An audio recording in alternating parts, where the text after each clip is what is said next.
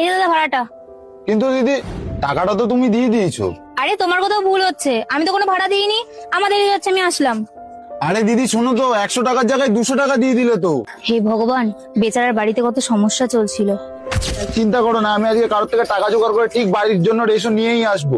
আমি জানি 1 সপ্তাহ ধরে বাড়িতে কোনো রেশন নেই, তুমি কোনো চিন্তা করো না। আজকালকার লোকেরা সব এসি গাড়িতেই ওঠে, আমাদের গাড়িতে কেউ ওঠে না। ঠিক আছে, তুমি তোমার খেয়াল রেখো, আমি আজকে বাড়িতে রেশন নিয়েই ঢুকবো। আমার পক্ষে যতটা সম্ভব আমি ওকে ততটাই সাহায্য করেছি।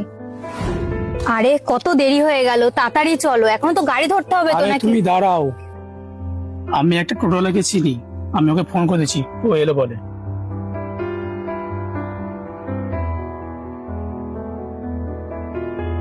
ওই দেখো চলেও এসছে। আরে এই দাদাটা, কিন্তু তুমি ওকে কি করে চেনো? আরে আগের দিন আমি বাড়িতে বেরিয়েছিলাম না,